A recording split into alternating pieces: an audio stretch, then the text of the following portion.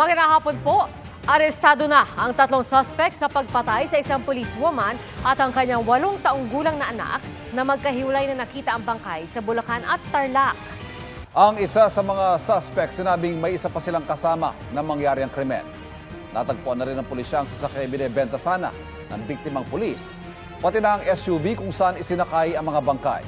Nakatutok si John Consulta. Pasado alas 11 kagabi nang pasukin ng mga pulis ang bahay na ito sa Novaliches, Quezon City. Opo, sir. Ikaw ay may karapatang manahimik. Ikaw ay inuuli namin sa salang pagpatay. Arestado ang 44 anyos na lalaki at ka-live-in na babaeng 29 anyos. May isa pang inaresto sa hiwalay na operasyon. Ayon sa PNP, ang 3 inaresto may kinalaman sa pagpatay kay Police Senior Master Sergeant Diane Marie Molinido at kanyang 8 taong gulang na anak na si John Ismael. Nakuha sa bahay ng magka-live-in na suspect ang cellphone na mag-ina at 100,000 piso. Ayon sa source ng GMA Integrated News, noong January 16, pinapunta ng mga suspect si Molinido sa bahay nila sa Novaliches. Dala ang sasakyang kanyang ipabibenta. Yun na ang huling araw na nakita silang buhay at noong January 19 na nai-report na nawawala. Sa Angeles, Pampanga naman, na-recover ang SUV na ayon sa pulisya ay pinagsakyan sa bangkay ng policewoman bago itinapon sa Pulilan, Bulacan. At sa labi ng anak niyang itinapon naman sa Victoria, Tarlac. Under investigation pa siya. And then, sa ngayon, undergoing siya ng forensic examination yung ating found vehicle. Sa Baguio City naman, na-discovery ng Regional Highway Patrol Unit, Cordillera Autonomous Region, ang sasakyang ibinibenta ng biktimang pulis bago siya nawala at pinaslang. Kinuha raw ito ng mga suspect sa pinatay na pulis at ibinenta sa halagang 450,000 pesos. Kanina, positibong kinilala ng isa sa mga suspect ang SUV sa Pampanga na siyang ginamit sa pagbiyahe sa bangkay ng mag-ina. Hindi po ako yung pumatay sa yun sa... Sino po yung pumatay? Yung kaibigan ko na tsaka yung Kaibigan niyo? pare ko. Tapos yung asawa niya po. May kasama kami yung kapatid ko ng lalaki na Di bali, 4 po kayo. 4 po. Sa Bulacan, mahigit 4 na oras sinuyod ng Soko ang isang lugar sa Pulilan gamit ang mga K9 dogs at metal detector para makuha ang mga posibleng ginamit sa pagpatay kay Police Senior Master Sergeant Molinido. Sa kabila ng pagkakaresto ng 3 suspect sa nangyaring double murder, tuloy pa rin daw pag-iimbestiga ng Special Investigation Task Group ng NCRPO para maging airtight ang kaso. Para sa GMA Integrated News, John Consulta, nakatutok 24 oras.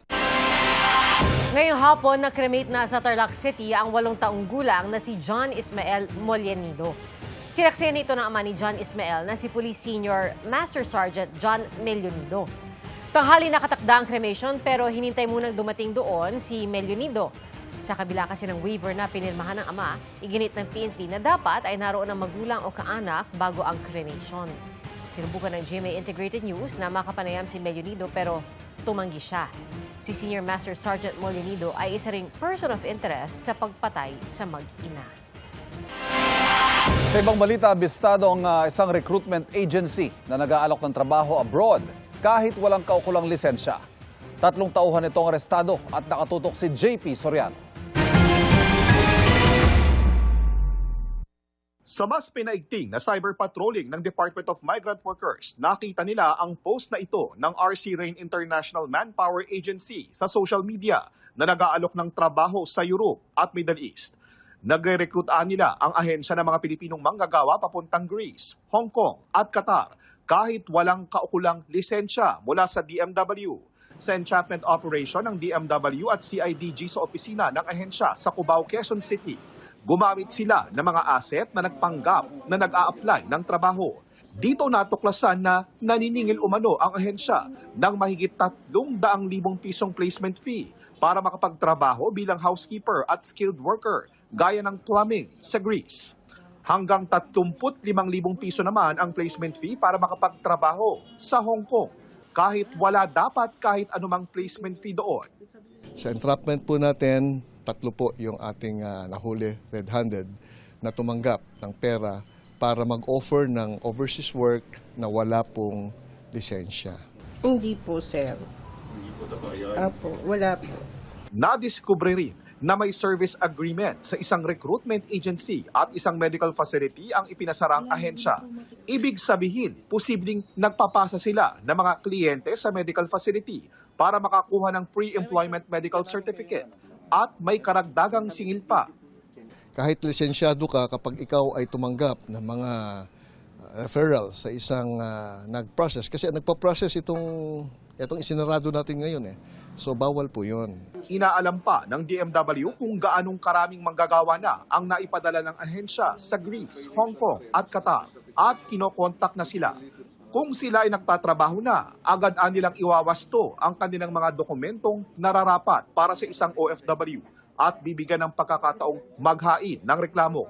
Ang CIDG susuriin ang mga ebidensyang natuklasan mula sa operasyon. Just imagine, magbibenta ng mga gamit, mga hayop, para pang placement fee, and all of the sudden, fake pala yung ina-apply nila. Ito na ang ikatlong recruitment agency na naipasara ng DMW ngayong taon. Noong nakaraang taon, 32 illegal recruitment agency ang kanilang ipinasara. Sinusubukan pa namin kunin ang pahayag ng RC Rain International Manpower Agency, pero wala pa silang tugon.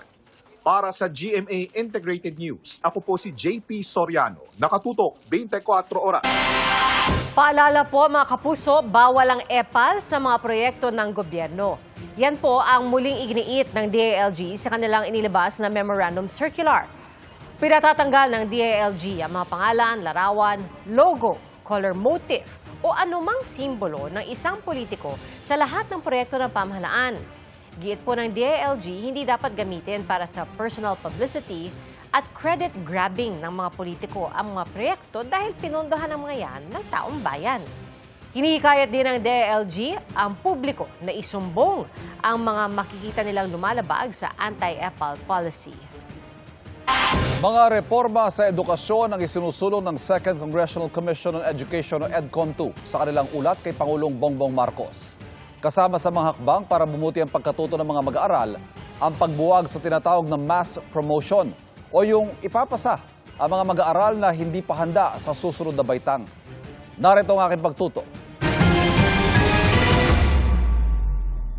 5 sa bawat 10 mag-aaral na umaabot sa grade 3 ang hindi lubos na nakakaintindi ng kanilang binabasa na naaayon sa kanilang baitang. At pagtuntong ng grade 12, halos wala na ni isa sa bawat 100 mag-aaral ang may ganitong kakayahan. Ito ang nakababahalang findings sa isinagawang Comprehensive Rapid Literacy Assessment sa pagtatapos ng school year 2024-2025. Ito ang problemang naisolusyonan sa report ng Second Congressional Commission on Education o EDCOM2 na isinumite kay Pangulong Bongbong Marcos. Nakapaloob dito ang mga hakbang at planong gagawin ng pamahalaan sa susunod na 10 taon para tugunan ang krisis sa edukasyon.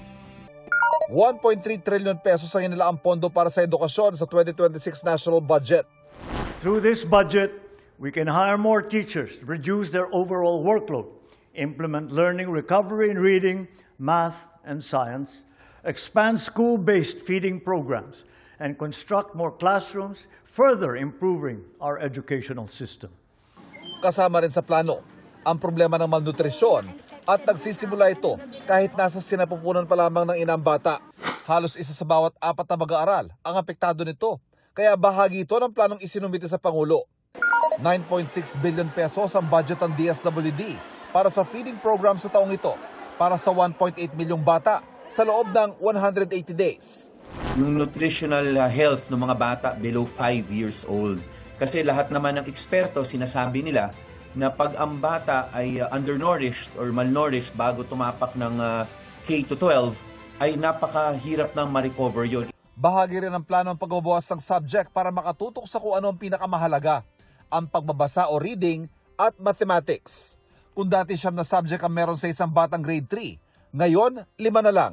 Magkakaroon din ng academic recovery and accessible learning o ARAL program para matulungan ang mga nahuhuling bata. Hindi na rin nahayaan ang mass promotion o yung ipinapasang bata at hinahayaang umakyat ang baitang kahit hindi pa handa. Beginning of school year, binibigyan ng assessment test yung mga estudyante sa reading comprehension, sa math, sa science. Ang importante po ngayon, ay mapakatch up natin lahat ng estudyante na currently nasa K-12.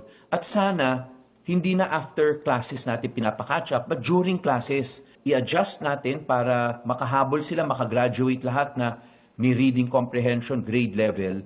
Pero lahat po yan dapat ay yan tuloy-tuloy na po yung progreso nila. Isa pa sa pinakamalaking problema ng sektor ng edukasyon na kailangan tugunan, ang kakulangan ng classroom.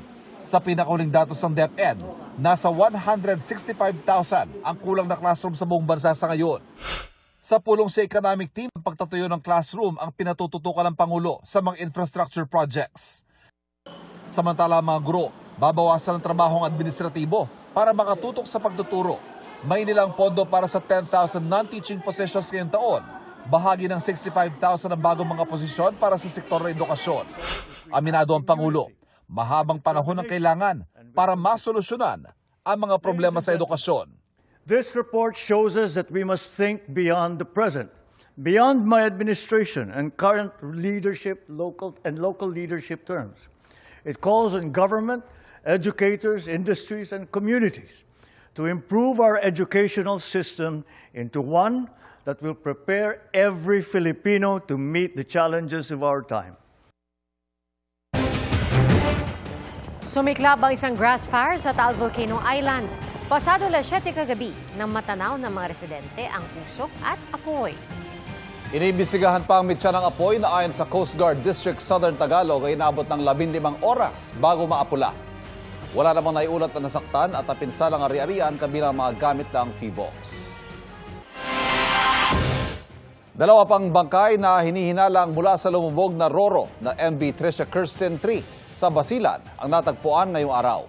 Kaninang umaga, natagpuan palutang-lutang sa isla ng Mataha ang isang pinaniniwalaang bangkay ng babae. Isang bangkay naman ng lalaki ang natagpuan sa isa ng Pilas. Sa ngayon, 35 na ang kumpirmadong bilang ng mga nasawi. Iginit naman ng isa sa mga nakaligtas at tumatayong lider ng mga kaanak ng mga nawawalang pasahero na 52 pa ang bilang ng mga nawawalang pasahero. Sa ngayon, naghahanda na sila na magsampa ng kaso laban sa management ng barko. Update naman sa nawawalang motorbangka na MV CA Amehara sa Davao Gulf. Umabot na sa katubigan ng Indonesia ang paghahanap sa siyam pang nawawala. Bumuna rin ang 2 teams para sa investigasyon sa pagkawala ng bangka. 2 mangingisda sa Bacolod City ang nasagip mula sa paglubog ng kanilang bangka.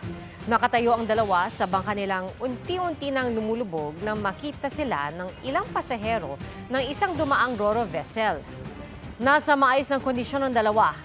Ang kwento ng isa sa mga mangingisda, pumalaot sila gabi nitong Miyerkules pero dahil sa malakas na hangin at alon ay lumubog ang kanilang bangka.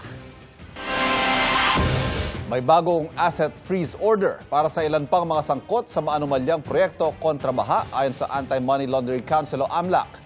Ang freeze order na inisyu ng Court of Appeals ay para sa mga ari-arian ng 2 contractor na mga guni-guning flood control project sa Bulacan. Gayon din sa isang kilalang negosyante at mga individual na sangkot sa maanumalyang mga proyekto. Sakop ng freeze order ang mahigit 300 bank account at e-wallet account, insurance policy, investment and securities account at real properties. Sa ngayon, umaabot na sa mahigit 24.7 billion pesos ang halaga ng mga naka-freeze na ari-arian na konektado sa mga kinurakot na proyekto. Hirap muna bago sarap. Yan ang mantra ng mga kapuso celebrity na abala sa kanilang taping bago ang kanilang bakasyon abroad. May chika si Athena Imperial. Nasilip na ng viewers ang karakter ni Ashley Ortega sa GMA Afternoon Prime series na Hating Kapatid. Nag-crossover sa serye ang kanyang karakter na si Angel sa upcoming series na Apoy sa Dugo. Kwento ni Ashley, sumabak siya agad sa shoot para sa Hating Kapatid matapos ang 1 linggong bakasyon sa Bangkok, Thailand. Kasama niya sa mga eksena sa serye ang boyfriend na si Mavi Legaspi. Nung pagbalik ko from Bangkok, doon pala ako sinabihan na, oh my gosh, mag-guest ako sa Hating Kapatid. Sa set, mas nakilala ko yung work mode side ni Mavi as an actor. Work mode muna sina Ashley at Mavi, pero looking forward sila sa kanilang unang out-of-the-country trip this year. Sa April, sa Sakura, sa Japan, mag-Osaka kami. So, work mode muna para pagdating ng April, mag-vacation mode. Magja-Japan din sa April ang real-life couple na sina El Villanueva and Derek Monasterio na kasama ni Ashley sa Apoy sa Dugo. Magja-Japan kami this April. So, maabutan namin yung cherry blossom. So, ako kasi first time ko mag-Japan. Ikaw, second time na, no? Yeah. So, exciting siya kasi kasama din yung family ko. Vacation talaga. Vacation talaga eh. Walang mag-workout dito. Pag naka-vacation kami, pati yung kain namin, pang bakasyon. Athena Imperial updated sa Showbiz Happenings. Isang bangkay ang natagpuan sa bakanteng lote sa barangay Balaleng, Santo Tomas, Isabela. Huli nakita ang lalaki noong nakaraang Sabado kasamang isa pang lalaki na napag-alamang suspect sa krimen. Sumuko ang suspect na umaming ginilitan ang biktima. Isinuko din ng suspect ang patalim na ginamit sa krimen. Ang depensa ng suspect, 3 beses na umano siyang ginahasa ng biktima kaya siya gumanti. Sinampahan siya ng reklamong homicide.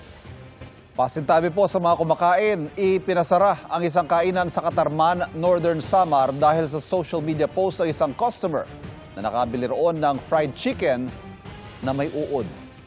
Nakatutok si Alan Domingo ng GMA Regional TV. Marumi ang paligid. Nagkalat ang mga basura at ang freezer nanlilimahid.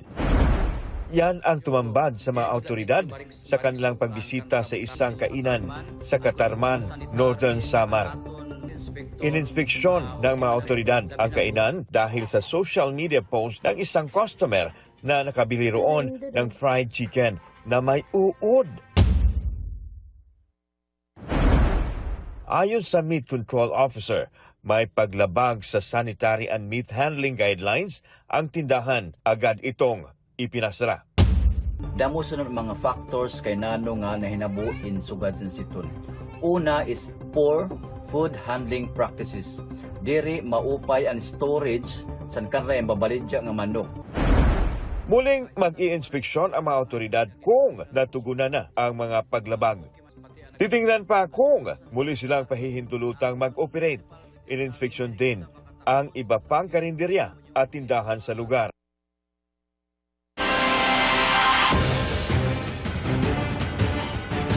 Pabor ang isang kongresista sa mungkahi ni Senate President Tito Soto na amyendahan ng saligang batas para maiwasto ang anilay overreach o panghihimasok ng hudikatura sa lehislatura sa naging desisyon ng Korte Suprema sa impeachment ni Vice President Sara Duterte. Nakatutok si Darlene Kai. Bottom line, ayaw na nila may impeachment sa Pilipinas. Yan ang itsura nitong decision na ginawa ng Supreme Court. Impeachment now is an impossible dream. Pinalutang kahapon ni Senate President Tito Soto na kakausapin ang liderato ng Kamara tungkol sa mga susunod na hakbang matapos ang anyay pagkakamali sa pagpapatibay ng Korte Suprema ng pagiging unconstitutional ng Articles of Impeachment laban kay Vice President Sara Duterte noong 2025. Para raw mawasto ang anyay overreach o panghihimasok ng hudikatura sa lehislatura. Palitan na natin konstitusyon. Baguhin na natin. Pagka ganyan, pagkatapos marahil yung Constituent Assembly makakagalaw dyan para or maghihintay tayo decades. Bakit? Kailangan ma-retire na muna itong mga Supreme Court Justices natin. Pabor sa mungkahing ito si Representative Joel Chua ng House Committee on Good Government and Public Accountability. Yung konstitusyon po natin, more than 30 years na, almost 40 years na eh. 1987 pa po ito at marami na rin po nangyari. Marami rin po tayong nakita na medyo kakulangan o hindi pagkakatugma-tugma. Sa akin pong pananaw, po pwede po itong baka napapanahon na rin para ito ay silipin. So not in particular lamang dito sa impeachment, bagkus pati rin po sa ibang provision. May tila sumbat naman si Representative Terry Riton ng Committee on Public Accounts tungkol sa sinabi ng mga mahistrado na dapat siguruhin ang due process at mabilis sa pagdesolba ng mga kaso sa buong impeachment process. I think they should look at themselves as well on whether or not they're able to comply with this particular 24-month period to resolve cases. Dapat ang mga kaso ng Korte Suprema ay nare-resolve within 24 months from the last submission of a brief, a memoranda, or similar documents. Very important for the Supreme Court to also respond. Nagagawa ba nila ito? Bit-bit nila ang pagkadismaya sa SC decision habang naghahanda silang tumanggap ng bagong impeachment complaint laban kay Vice President Sara Duterte. Oras na matapos ang one-year bar rule sa mga bagong reklamo sa February 6. Bagamat kami po ay tatalima sa kautusan ng Korte Suprema at ito po ay aming ginagalang, pero hindi ibig sabihin po nito kami po ay sumasang-ayon. Hindi rin po namin masisisi kung bakit yung iba pong mga legal luminaries at ang ating pong Senate President, si Senate President Tito Soto, ay sinasabi na nagkakaroon ng judicial overreach. Ginigit po ng Kongreso na ang meron pong exclusive power sa impeachment initiation ay hindi po ang Korte Suprema, kundi ang House of Representatives po mismo sa ilalim ng 1987 Constitution. So despite the motion for reconsideration, we will insist on it. We will implement the exclusive power of the House, irrespective of whoever it is. Wala pang tugon dyan ng Korte Suprema. Para sa GMA Integrated News, Darlene Kai, nakatutok 24 oras. Sa protesta sa kalsada ay dinaan ng ilang personalidad at mga grupo ang panawagan para bumaba sa pwesto si Pangulong Bongbong Marcos. Mula sa Quezon City, nakatutok live si Jamie Santos. Jamie. Ivan, isinagawa ngayong Sabado ng hapon ng isang motorcade caravan na nananawagan ang mga lumahok na panagutin ang pamahalaan at ang pagbibitiw ni Pangulong Bongbong Marcos. Busina para sa pagkakaisa kontra korupsyon ang panawagan ng iba't ibang grupong nagsama-sama sa motorcade caravan. Binagtas ng grupo ni dating kongresista Mike Defensor ang EDSA mula White Plains hanggang Monumento. Umikot hanggang sa Commonwealth Avenue at tinumbok ang batasan. Ang isang grupo naman sa pangunguna ni dating AFP Chief of Staff Hermogenes Esperon Jr. nagsimula sa Parañaque. Binagtas ang C5 pa Marcos Highway patungong batasan. Ilan sa mga sasakyang lumahok ay may mga nakapaskil na tarpaulin na may panawagang panagutin ang mga mandarambong sa kaban ng bayan at ibalik ang mga ninakaw. Nakibusina naman ang ilang motorista na nakasabay ng motorcade sa kalsada. Ayon sa mga organizer, layunin ng aktibidad na ipakita ang pagkakaisa at panawagan para sa accountability. Noong isang linggo, impeach BBM! Ngayon, patuloy ang panawagan na BBM resign!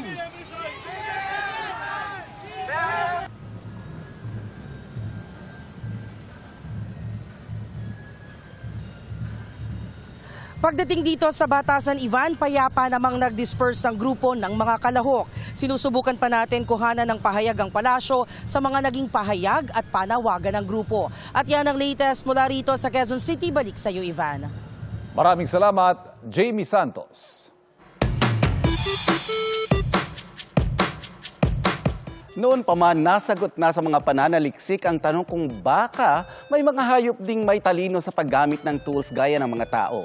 At dagdag sa mga yan, ang baka sa Austria na pinangkakamot ang walis sa iba't ibang paraan. Kuya Kim, ano na? Maraming eksperto ang namangha sa bakang ito. Sa dinami-rami raw kasi ng baka sa Carinthian Alps sa Austria, siya lang daw marahil ang marunong gumamit ng magkaibang dulo ng isang walis bilang pangkamot. Siya si Veronica.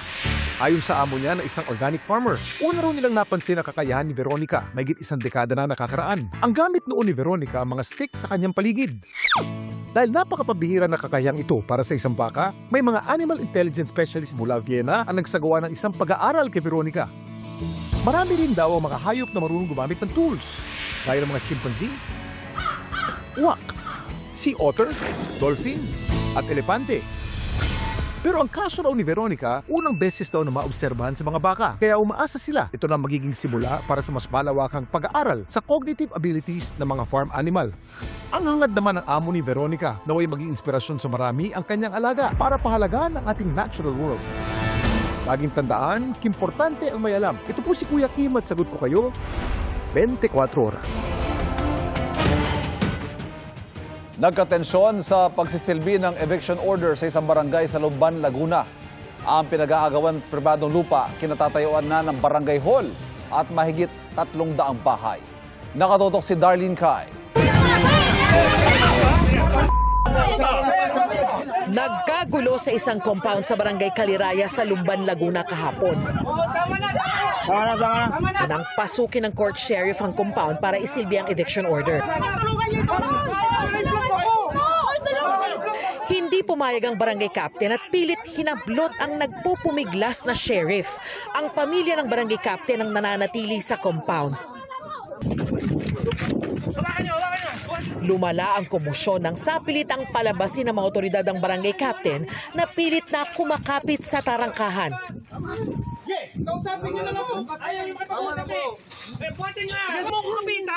Ayon sa court sheriff, kabilang ang compound sa ekta-ektaryang lupain na sakop ng writ of execution. Pinaalis sa mga naroon dahil pribado ang naturang lupa. Kailangan i-implement talaga ito ang utos ng court ng MCTC Lumban, Laguna. Only TRO ang makakapagpigil sa amin. Kompleto kami ng dokumento. Ayon sa land developer na nagmamay-ari ng lupa, mahigit 42 hektarya ang kanilang property. Sakop nito ang barangay hall, covered court, bahay ng kapitan at mga anak nito, gayon din ang mahigit 300 bahay sa barangay Kaliraya. May mga naibenta umunong lupain gamit ang faking dokumento, pero giit ng kapitan ng barangay, susunod ako sa batas, lalong-lalo na ang sheriff, pag naglabas sila ng survey, yung tama at eksakto. Muling nagkaroon ng dialogong magkabilang panig na umabot ng 5 oras na magitan sa kanilang Laguna Police at mga kaibigan ng kapitan. Sa huli, nagkasundo sila at pumayag ang kapitan na bakantihin ang lugar, basta't payagan silang kunin ang kanilang mga gamit. Pumayag sa hiling ang may-ari ng lupa na nagtalaga na rin ng mga gwardya na magbabantay sa lugar. Para sa GMA Integrated News, Darlene Kai, nakatutok 24 oras. Japan, dream pasyalan ng karamihan, lalo na po sa mga Pilipino. Pero ang reklamo ng ilan, ang pag-apply raw ng visa sa Japan, pahirapan? Yan ang tinutukat ni JP Soriano. Hindi raw makakalimutan ni Marge ang trip to Japan nilang pamilya nitong Pasko at Bagong Taon. Ang ganda ng paligid, kultura at disiplina ng mga Japanese talaga raw bahagi ng Japan experience. It is really our favorite country to visit because every city feels different. It has different vibe and exciting feeling, in every visit that we do. And we really love Japanese food. Kabilang si Marge sa halos 900,000 Pinoy tourists Japan itong 2025 na ayon sa Japanese Embassy ay maituturing na record high. Pero hindi lahat ng Pinoy na may kakayahang mamasyal sa Japan nakakapunta roon. May mga Pinoy na nagbahagi online ng kanilang stress dahil hindi makakuha ng slot sa pag-a-apply ng short stay visas. Kaya ang plano raw sanang Japan nagiging pahirapan? Sabi ng Japanese Embassy, dumami ang mga Pilipinong nag-a-apply ng visa. Sa loob daw ng halos 1 dekada, mahigit 6 na beses na tumaas ang bilang ng mga short stay visas na naibibigay nila. Mula raw sa mahigit 70,000 noong 2013, naging mahigit 400,000 noong 2023 at umakyat pa sa halos 250,000 noong 2024. Dahil sa pagdami ng visa applications, nagpatupad sila ng malaking pagbabago sa sistema ng pagproseso dito. Nagsimula na rin daw ang e-visa system para sa mga turistang sasali sa package tours na inaayos ng mga itinalagang travel agency. Mungkahi ng Malacanang sa mga naghihintay ng Japan visa, baka pwedeng pasyalan muna ng mga Pilipino ang mga tourist destination dito sa ating bansa. Habang sila'y naghihintay, mas maganda po sigurong i-explore ng ating mga kababayan ang Pilipinas. Iangat din natin ang turismo ng Pilipinas. Pero may mga turistang Pinoy na dumadaing. Mahal ang pamasahe sa mga local tourist site tulad ng Siargao. Dapat mag-Siargao kami. And nung chinek po namin yung flights, parang umabot po ng 22K per each. 22K per person yung flight. And nung chinek po namin pa Bali, Indonesia, mga 16K lang po, kaya nag-push po kami sa Bali. It's more fun in the Philippines kung mas mababa ang presyo pa domestic flights compared to international flights and mga accommodation. And sana mas mabilis, maayos ang airport. Ang Department of Tourism nakikipag-ugnayan na sa Transportation Department at ilang airline. May ibinigay na raw na commitment ang mga airline. Yung top 2 na pinakamahal na price buckets nila ay tatanggalin po nila. And we insisted on the part of the Department of Tourism nga nararapat lang po na magkaroon tayo ng monthly publication of price index sa airfares. And that this be fully transparent and that the Civil Aeronautics Board strictly enforce clear guidelines in terms of price ceilings. Para sa GMA Integrated News, JP Soriano, nakatutok 24 oras. Sumikat man noong 90s, relevant at relate pa rin ang mga kabataan sa heartbreak hits ni OPM singer Rosel Nava na mapapanood sa upcoming GMA Afternoon Prime series na Born to Shine. Yan ang chika ni Athena Imperial.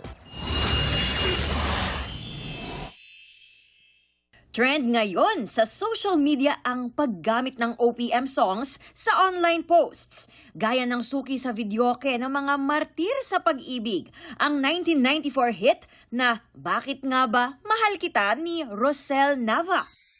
I'm really grateful na I was able to be a part of, talagang mga classic songs ng OPM. And through the years, parang hindi nawawala si Rosel Nava because of my songs.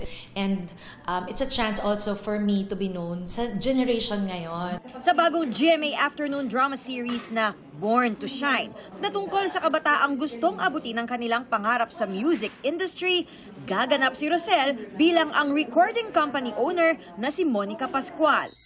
Kahit hindi ako masyadong sanay when it comes to acting, but when it was offered to me, I was so excited kasi aside from getting to do something that's different, something new, the subject is very close and dear to my heart. It's about music, it's about reaching for your dreams.